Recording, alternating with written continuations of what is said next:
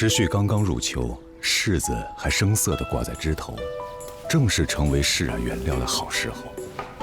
B 站时尚区 UP 主石英所经历的一段时光，被柿子和布料一起记录了下来。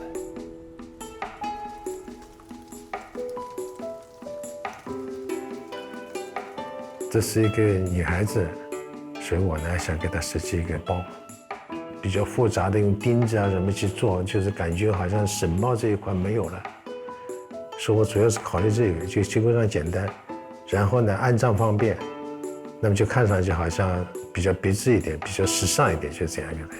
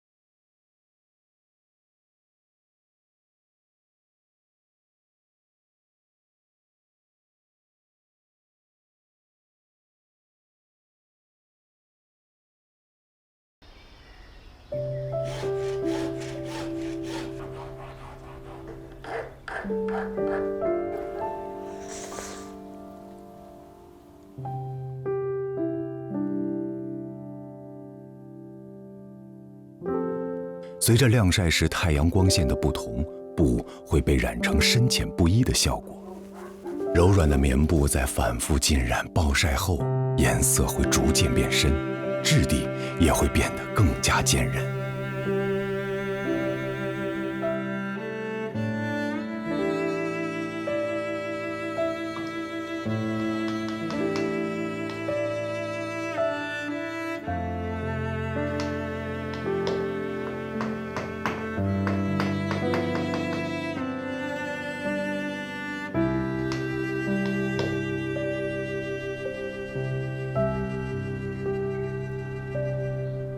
爸爸，早上好。你好。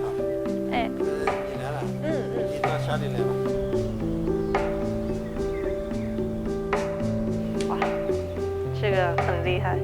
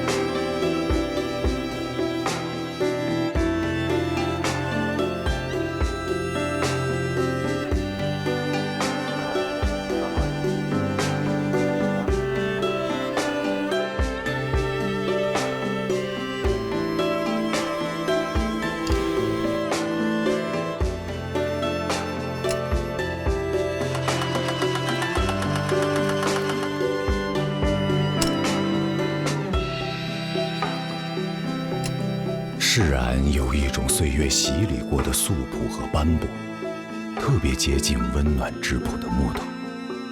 带着褶皱与呼吸的棉布与开合自由的榫卯支架结合在一起，仿佛前世今生的际遇，如此妥帖，而舒展。